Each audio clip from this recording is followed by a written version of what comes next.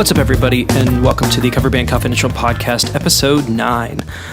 Here in Atlanta, Georgia, this is Adam Johnson, and we're doing something a little bit different this week. Dan and I couldn't quite line up our schedules, so he set up an interview with a guy named Sam Swanson, who runs a group called Handsome Young Ladies out of Rochester, New York. And his story is pretty great.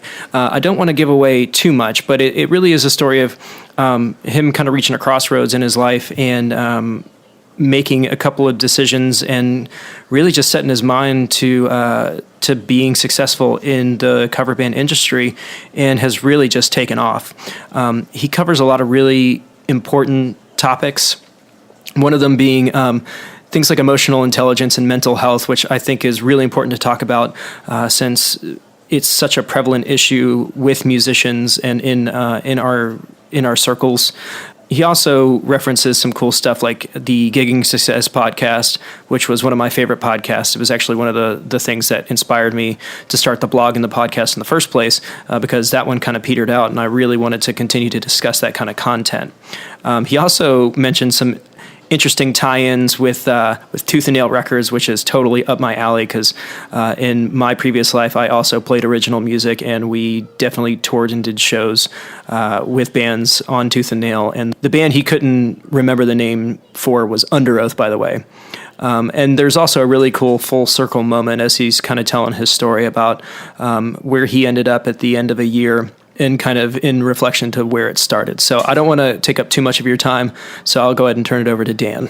Hi, everybody. Welcome to the Cover Band Confidential Podcast, episode number 9. Dan here from Greensboro, North Carolina, and I have here with us on this episode a special guest, Mr. Sam Swanson. Hi there. Thank you for having me. Absolutely. From the band Handsome Young Ladies out of Rochester, New York. And Sam is somebody I've been aware of and kind of following on Facebook for quite some time, about a year, I guess. About a year. He and I started up about the same time, and I've been watching some really great stuff he's done online, and I thought it'd be super cool to have him come on to the podcast here with us and interview him and talk about the things he's been doing and sort of his path over the last year. So, Sam, it's so exciting to have you here. Just totally awesome to have you. Just welcome. Thank you. I'm stoked. It's been a long time since I've been on a podcast. So I used to be a podcaster back in the day, and so it's kind of fun to be a guest instead of an interviewer. Let me tell you. Well, as I think I told you, we're on our 9th episode, so we still have our training wheels on to some extent. We're getting it figured out, but. It's good to have you with us. And the reason I thought to have you on this week, I mean, aside from the challenges Adam and I were having getting a schedule together for this week, was that you posted on Facebook about sort of the path that you've taken, what you've been through over the last year. Uh-huh. A couple of days ago, you posted something that was really inspiring about that, and I thought it'd be a great time to have you on and sort of pick your brain about all that. So maybe that's the place to start. Could you kind of give us sort of a rundown of the last year of your life? Oh man, it's been a very blessed year. That's one thing I'll say. I think I was at like a point in my life where I was just kind of at a low, maybe about 2 years ago, like an all-time low. And then throughout leading up to, like, I guess a full year from that point, which would be what you're talking about, which is last year, is when I really started to implement a lot of changes just in who I was. I started really getting into emotional intelligence and just things that I mean, it's not just motivation; it's actual like implementation. You know what I mean? And so, but anyway, I guess in the short end of the story is I was going through a separation in my marriage. I have 2 children also, which was it's kind of a hard thing for anybody. I'm at a point where I can talk about it now. I'm still smiling. I love my life now. You know what I mean? But I mean, a year ago, even I was definitely in the dumps about it. You know. And, but that being said, I worked with my spouse. We both managed a business together, and, I knew that, man, I just had to get away from that if we were not going to be together. Plus I worked for family, and, working for family has its, complications. So, I had to get away from that. And, I used to be a musician in a previous life. I took a big hiatus actually doing what I was doing. But I used to do original music. I made like 10 albums, toured the country, a few times. And, so my background is actually in original music, whereas a lot of the people, like, we connected through this network of people, that is all about cover music. Right. And, so I have a different view on a lot of different things than I think everybody else, but I can relate at the same time to like both sides. It's really all really interesting actually. But anyway, that's like something to, I guess, talk about is how we got there. But yeah, basically, I got in touch with this pod. I was just trying to do research. Like, okay, so if I'm going to start a cover band, like I need to like figure out what's it like to be in a cover band, because I've been in original bands my whole life. So, so I was in the process of learning like 40 plus songs, and had a drummer. And at the same time, we had a bass player that we were just like starting to learn the songs with. And I knew that I needed to do something fast because I was in this transitional period of changing jobs. I had a temp job for about 7 weeks at a college doing food prep. And I thought it was going to last a little longer. It ended up not. And so I was like, I got to do something now. So anyway, I latched onto Cover Band Central, in as well as some other podcasts as well, like Gig Gab was really cool. And I think there's the Gigging Success podcast, or there was. And so I would listen to those 3 podcasts, and I would take notes, like a student, and just to remember things. And but the one that I really like latched onto when I moved back from where I was working, I moved back into my parents' place, and I had just started listening to Cover Band Central, and I had already listened to those other podcasts before, but I would think they were on their 3rd episode at the time. And I just started following it, and I went on the page, and then on one of the upcoming episodes, you actually wrote into Steve, and we're talking about your band, the Clanky Lincolns. And I was like, hey, this is really a community. Like, you can really ask questions and answer questions. So then I, on the next episode, wrote him probably longer than what you sent him. Cause I was like, I don't know. Mine was pretty long. I don't know. It'd be funny to compare the two, to find out, but I really found your questions and what you were doing, like basically like treating it as a business, was exactly what I was trying to do too. Like, I was doing the same thing. And, so some of the things you came up, with, like, a Clanky Lincoln's, drink or whatever it was, there was a lot of stuff in there.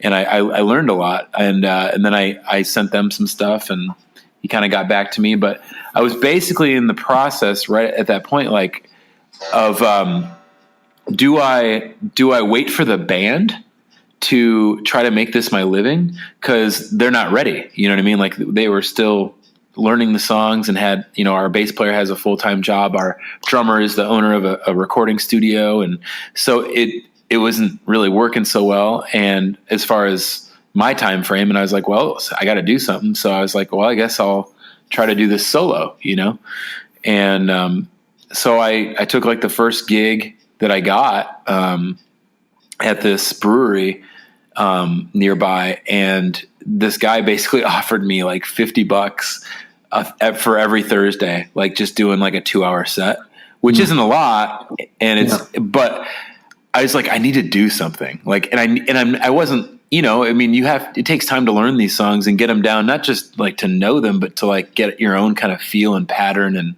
kind of put your own stamp on them a little bit. At least I try to do that.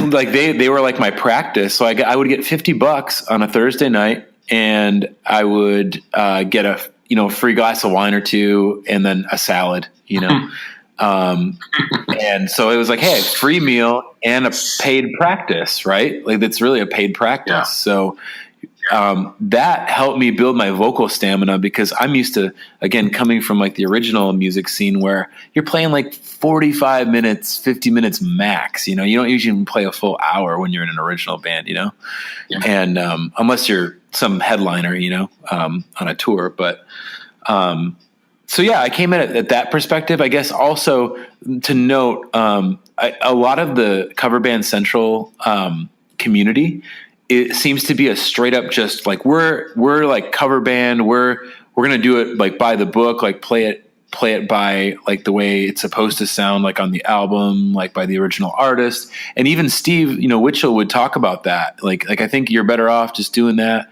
But I guess I feel like I'm just a misfit, and so I kind of wanted to.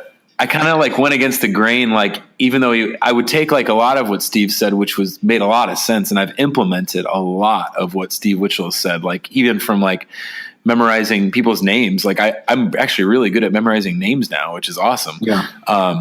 But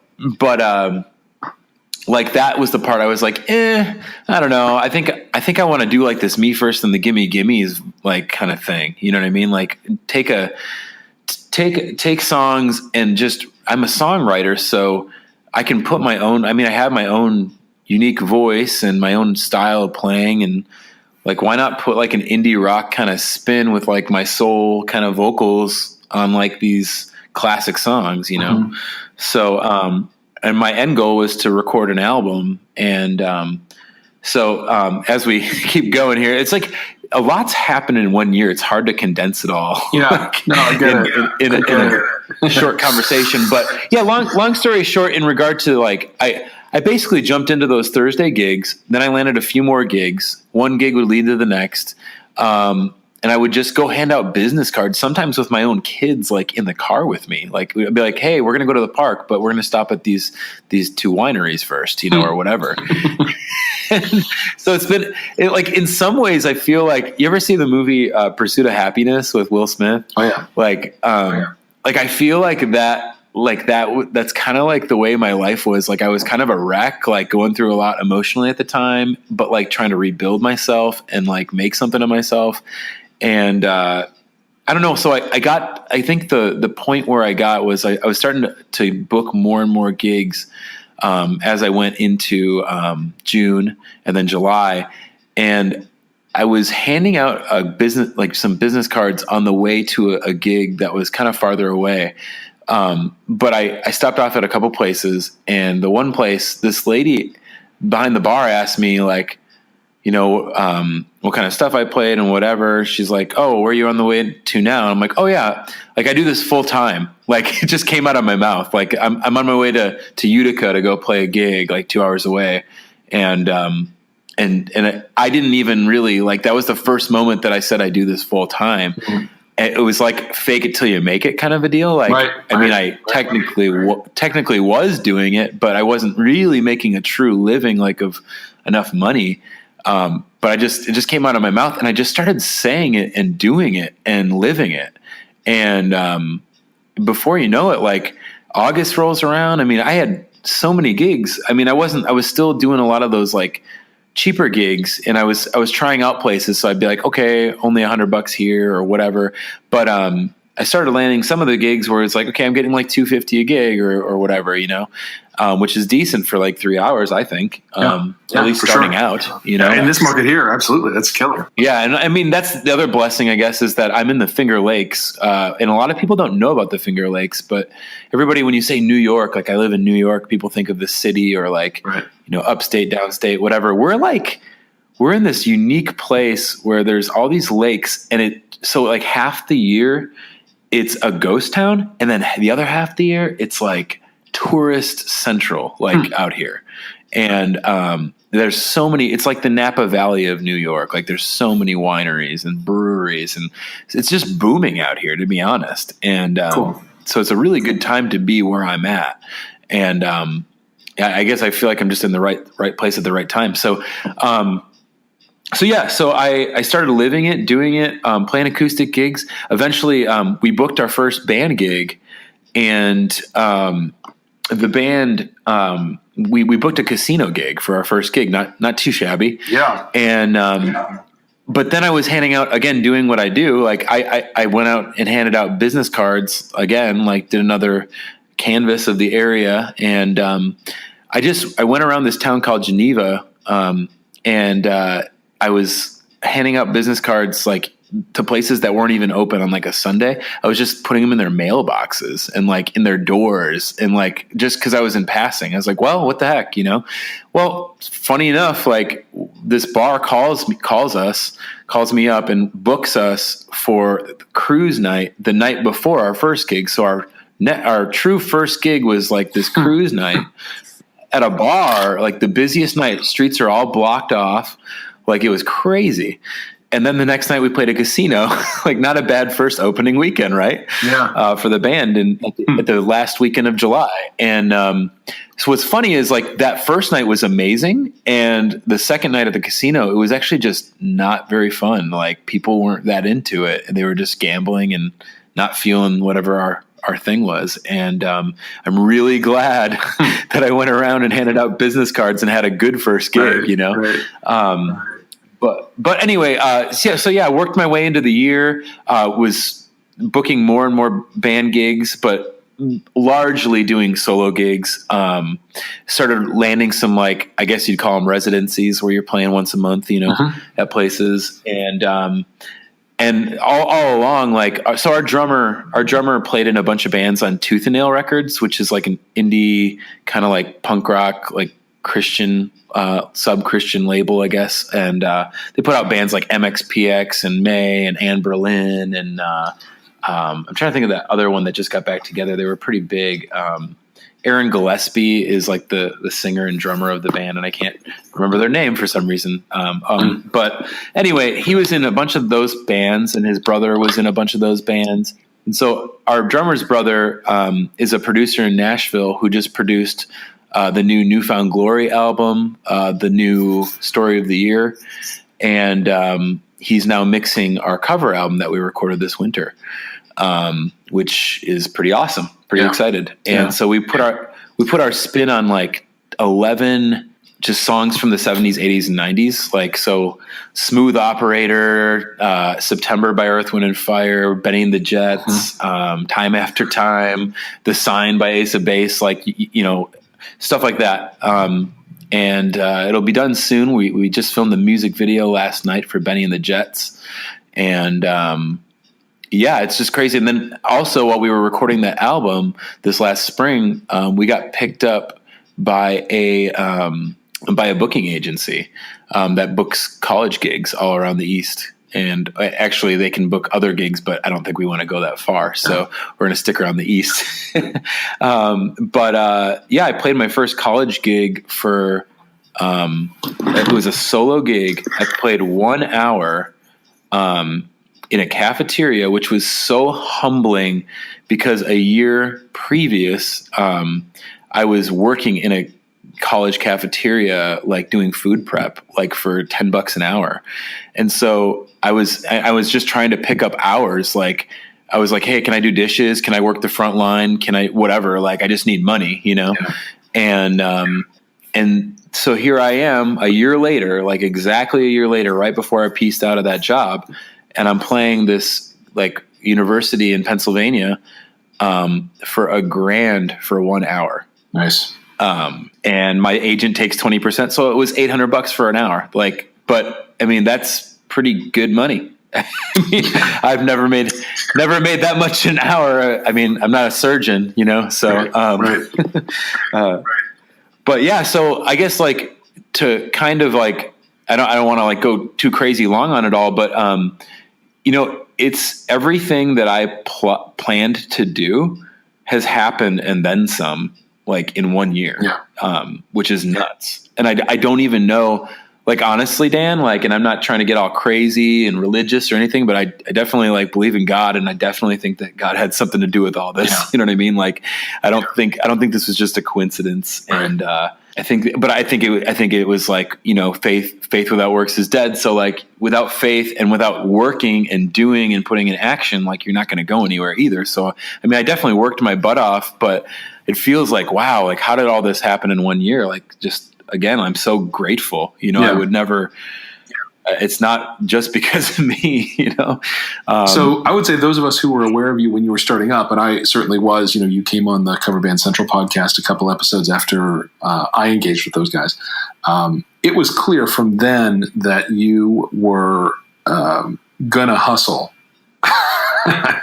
You know, there was no lack of work ethic where you were. And it was really cool to see the transition between where you were a year ago and where you are now. Because, you know, I think I speak for probably a lot of people who do the Weekend Warrior deal, where I'd done music my whole life. I started taking piano when I was 5, and really never started gigging until I had already had a career that had nothing to do with music, and I'd spent my way into a lifestyle that would be awful hard to support as a professional musician. Yeah. You know, I love being a weekend guy. I actually really like my day job, but, you know, there is still that dream of like, boy, if I could be gigging every night, and, you know, it's just kind of it calls to me. It's something that I you know, maybe in my retirement, I'll have the opportunity to do that, something. But, you know, it's really inspiring to have you, have made that move this year. It's really, really cool. You know, I appreciate that. And, it's definitely not for everybody, you know, like it's like, I love to travel. Like I said, I was in a touring band. Like I'm from Chicago originally. And so, I was part of like a scene of bands. It was actually a really insane time, like the early 2000s, in Chicago, because first off, like, you had like this band called Alkaline Trio, which really took off. They were kind of like the big band in Chicago at the time. And we were all like the bands after Alkaline Trio. So like I was part of the scene that like spawned Fall Out Boy. And, I'm trying to think of some of the other bigger bands like Plain White Tees and all that. And so I'm friends with a lot of people that were like signed, and like I had my friend Adam, he was in this band called The Academy Is, and they were big for a little while, like maybe a good 2 years. They had a big stint, and then they signed to Atlantic, and then their next album kind of flopped. But anyway, Adam, he's like 17, like on tour with Fall Out Boy and Midtown and all these bands, and finishing his senior year of high school in like a touring bus, you know. And he came and picked me up in a Lamborghini one time at like age 19, you know. It's like, geez, like, Wow. So I've always been the guy, like I've been the guy that gets to open for the bands that get to open for the stadium bands. I'm like the opener for like the band that sells out the House of Blues or something. You know what I mean? So, Right. But yeah, this is the most successful thing I've ever done. This is like just made this a way of making a living, you know, and I don't know where it's going to lead, but, I'm kind of just open to the wave of wherever it's going, you know? So, we'll see. Right. Well, listen, one of the things that, I've, harped on over the last 9 episodes is, branding and, sort of a consistency to marketing. And that's one of the things I've really seen you do very smart stuff in. So, one of the things that I want to make sure we, give our listeners an opportunity to hear from you about is, sort of you're thinking about the brand and the voice and the sort of position of Handsome Young Ladies and Sam Swanson as a solo artist, and then how you've gone about communicating that. Yeah. I mean, so like real funny, real quick before we get into the marketing, if I can just say one little backstory on Handsome Young Ladies and the name. So New Year's of going into 2017, like, so it'd be like December 31st, 2016. our drummer was playing a cover gig with a country cover band that he did not really like playing with. And I went because I had nothing to do because like my kids and my ex were like out of town for like the New Year's and everything. And so I was like, man, I think I'm going to tag along with Jesse. And this is like around the time we were talking about starting a cover band. So like we talked about it on New Year's Eve that night. And I said, what do you think about starting like, a band that's with people that you like and doing songs that you like, like, and kind of putting our own spin. He's like, I'd rather do that, than this. And cause he just picks up like anything he can for work, I mean, these days it's not easy running a studio, when everybody can record themselves. So he just hires himself out as like a hired hand drummer, a lot of times to bands.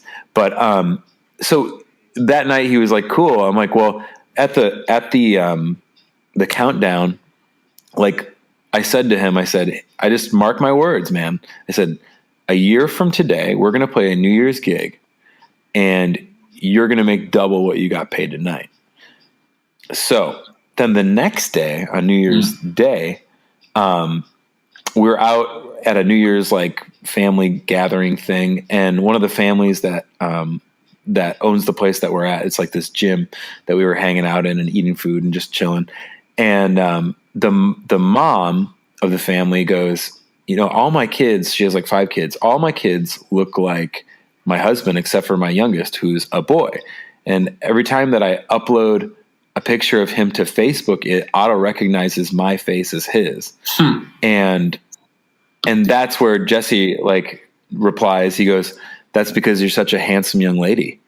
And so like literally within like a 24-hour period, it all just came to fruit. Like I was like, that's the name. That's the one. Yeah. You got it. And so do you know the story of the Clanky Lincolns, how that name happened? No, tell me real quick. Well, so we were at Disney. We were in Florida at Disney, and I was standing with my wife outside the Hall of Presidents, right, with the animatronic presidents and whatnot. Uh-huh. And we'd just gotten off the Haunted Mansion, I think. And my wife said, hey, you want to go see the Hall of Presidents? And I said, I don't need to see any Clanky Lincolns. And then it was like, what an awesome band name. And I immediately posted on Facebook, next band name, claiming it now, the Clanky Lincolns. And my friend Justin, who he and I have been wanting to be in a band together for, at that point, a couple of years, like 10 seconds later, I saw him reply, in period. That's the one. and he is now my co-frontman and co-leader of that band. And yeah. I love. Yeah, you just never know when the right band name is going to land on your head. Yeah, and like especially in today's age where like almost it feels like so many, all the names have been used, to a degree. It's like yes. What are you going to be, the somethings, or like you can't even. You have to be really creative, or like it has to be like this like really accidental thing like that, where you're just like, that's the one. Right. But yeah, that's really cool. So in regard to the name and everything, I just want to say this because I didn't say it earlier. So before we got picked up by the booking agency, we did end up getting booked for a New Year's gig, to which Jesse made double what he made the year previous on New Year's Eve. There you go. And it was awesome. So once again, like it's been one of those, like, I don't know how everything's aligned this way, but it's just like perfect. And Handsome Young Ladies is just a name that I feel like everybody will remember. Like it's perfect. Yes. It's ridiculous. It's 3 aging fathers that are in this ridiculously named cover band. So, so with Mark, I mean, Clanky Lincolns has exactly that same, like, what the heck is that? Yeah, right. Yeah, same kind of goofy, like, it sticks in your head because it doesn't make sense, and it's great. It's perfect. Yeah. But as far as marketing goes, like I just I've always had I've always been big into like design, even though I'm not like a graphics designer. Like I'm the guy that like I'll create like the idea and then give somebody the idea to like really pull it off and make it look good, like whether it's a color scheme or it's a t-shirt design or an album cover, you know what I mean? Like I'll come up with like a mock-up or whatever. Mm-hmm. But I have a friend who helped me out, and he actually specifically does branding for companies and stuff. And so he's the one who kind of help. I told them, I'm like, I want like something kind of girly because it's Handsome Young Ladies, you know? So like, I want like the band to have like pink, like in the color scheme. And I feel like pink, green, and like black and white, like is a perfect, like they just look cool together. And, so he's like, okay, for the green, he just threw in like this kiwi out of nowhere. And I was just like, that's awesome. Like random kiwi. And so like a kiwi is basically our logo, you know, now. And like our drum has a big kiwi on it, and everything we do, anytime I make a flyer, I just make sure I put a kiwi on it. If I make a video, I have a kiwi there. Like it's just a thing. And I'm just running with it. And people like that. They're like, that's cool, kiwi. Like, so, I don't know. I guess that's part of the branding and marketing is just like finding a logo or an identity. And if it's a piece of fruit, cool, you know, so be it. Yeah. You know, one of the things that you've done to market, yourself and the band is the new song preview videos that you make. Oh yeah. Yeah. And that's such a killer idea. Just say a little about that and kind of how that came about. So I have like an Instagram for the band and for myself, and I usually post a lot of the same, not all the same, but sometimes the same stuff. If I'm posting like actual videos of music, I usually put them both on my personal and the band Instagram. But yeah, so I have two different ways that I do videos. Either if I literally like put up what was that? Charlie Puth, right? Recently, Attention, that song. I'm not really good with new music, like in general, but like when a song like kind of hits me, in a way where I'm like, it's kind of catchy and I don't hate it. Like, cause that's pretty much where I'm at with modern music. Then I'll be like, okay, maybe I'd learn that one. So I learned Charlie Puth recently. This is a good example.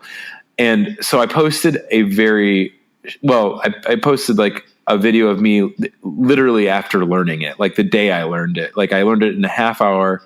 And then I got through it. I'm like, it's good enough, whatever, you know, did a take and uploaded it. So I do that where I like literally learn a song and just for fun, like my friends see it and other people see it that follow me or whatever.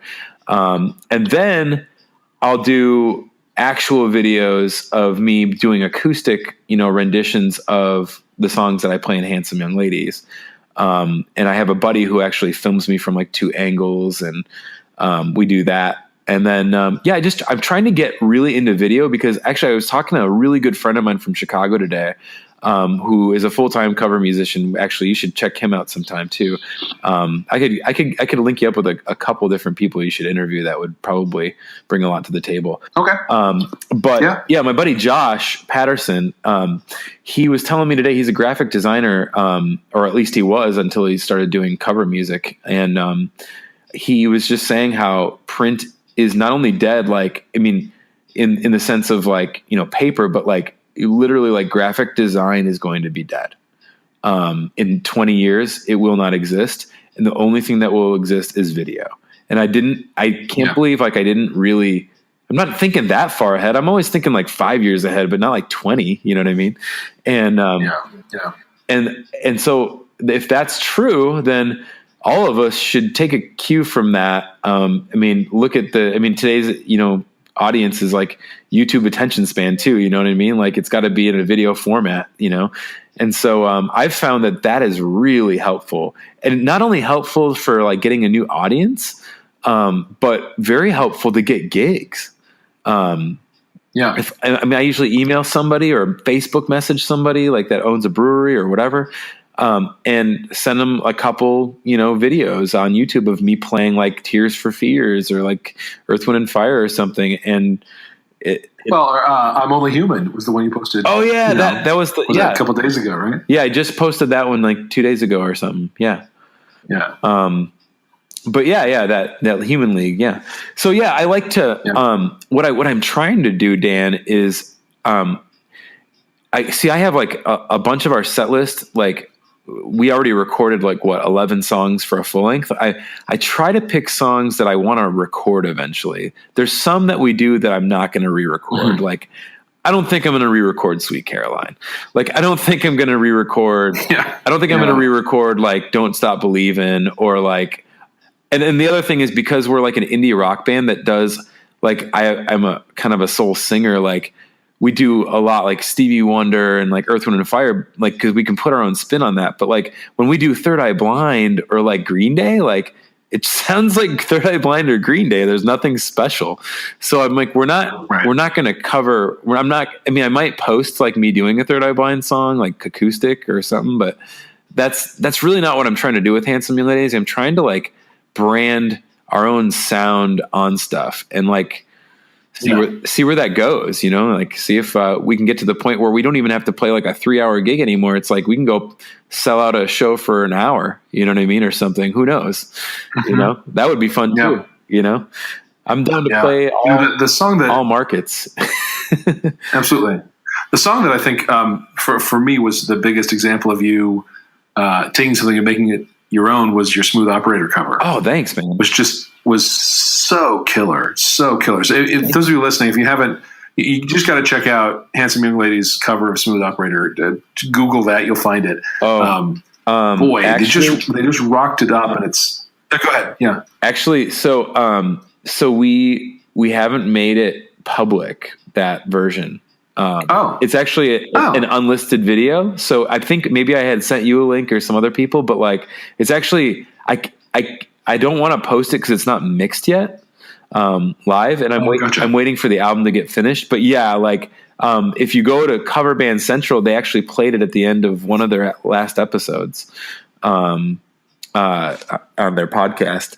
I would be happy to play it, but, I've been doing a lot of research on, streaming and mechanical royalties and what you have to do. And so I was actually initially going to just give this album away for free. However, by the way, to say what you said about Smooth Operator, there is an acoustic version on our YouTube channel of me doing it, that you can view for sure. So I've been just like educating myself. I was going to give our cover album away for free download. Like I was like, yeah, surely that's not a problem. Oh, that's a big problem. No, it still is. It still is. It's a big problem. Yeah. And I don't want to get banned. And it's like, you know what? I did spend like a good chunk of change recording an album and then mixing the album. Maybe I should try to make the money back. You know, like it's not maybe the worst thing to like sell it. So we're going to actually, like I said, we're going to press it and sell it and then put it up for streaming and download and stuff. But hopefully, I really hope soon that like, that people will be able to hear it. It's just that, I don't want to post anything yet without actually paying for the royalties on it for the streaming and all that. Absolutely. I don't know how that would work with a podcast. Yeah. Yeah. So like I said, if you Google it, you won't find it. But with bated breath, you should be ready for that one. Because I will tell you, it is a really, really cool interpretation.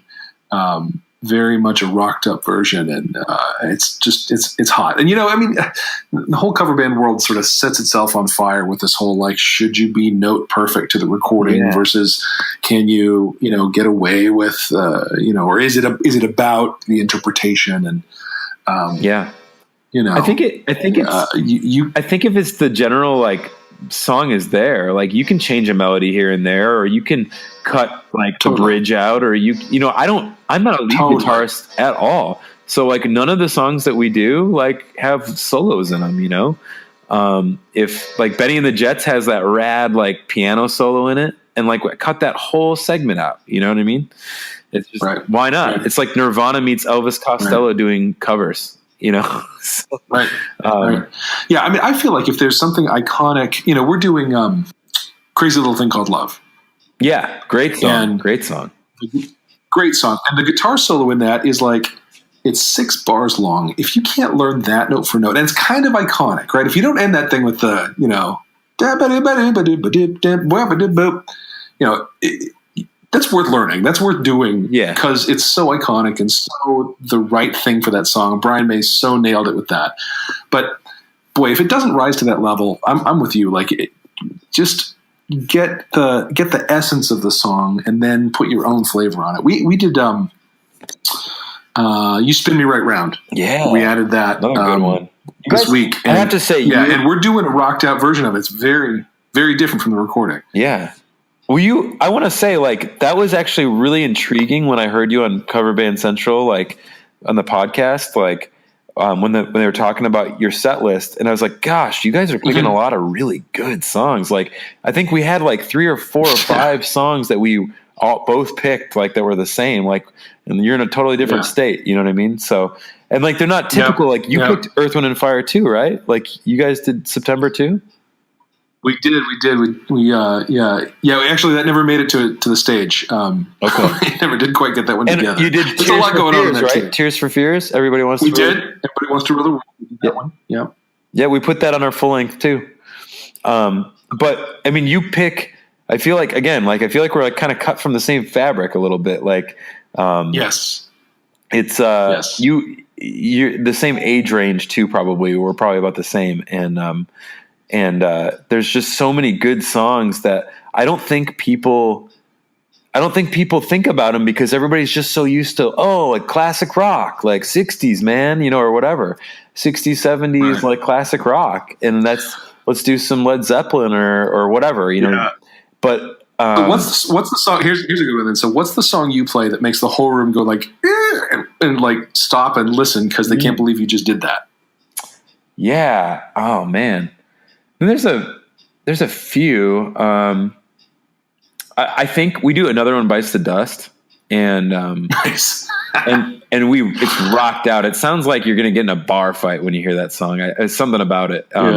But every time that we started out, it's like that.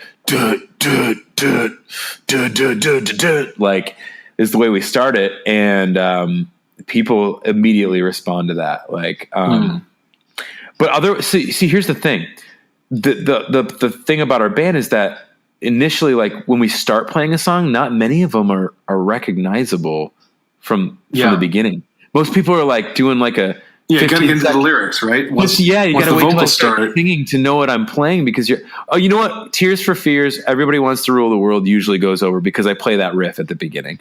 But I mean, most of the songs though, like I've had people come up to me and they're like, yeah, we're like seeing which one of us can figure out what you're playing first, because we don't know until you start singing, and but then they're like, we're always surprised, and but I don't know, like some of I'll tell you the one we recently added, the one that we just recently added that is that way in the middle of our whole big dance mashup. We do a big medley of dance stuff that's 25 to maybe almost 30 minutes long, depending on how it's going. Right in the middle of it, we do 2 verses of Venus by Bananarama. Oh, nice. And like nobody sees it coming. It's so cool. It's so much fun. That is awesome. Yeah. We also like sometimes like sound check, like we'll do like the Ninja Turtles theme, or like that's good.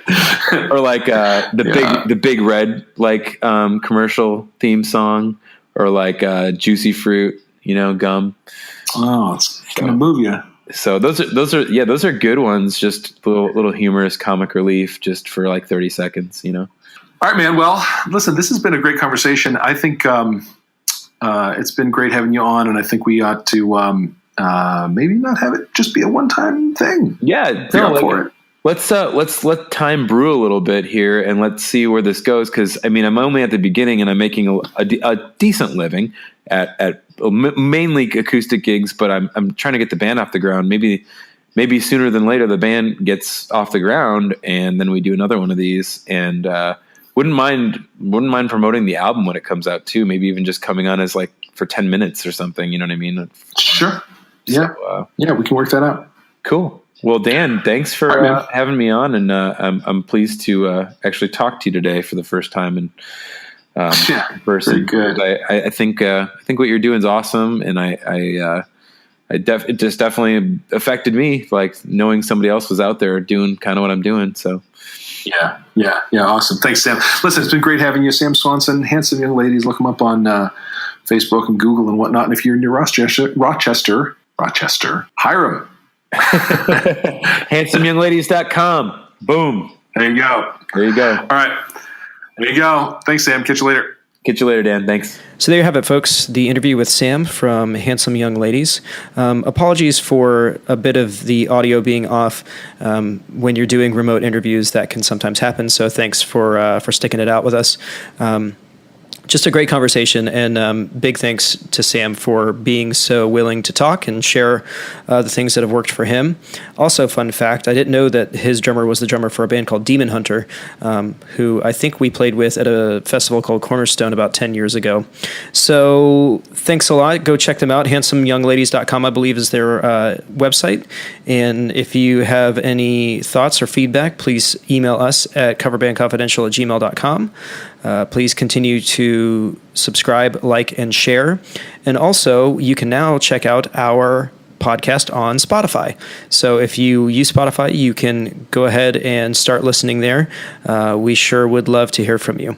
That's going to do it for us. From Atlanta, Georgia, this is Adam Johnson, and you have been listening to the Cover Band Confidential podcast. Have a good week.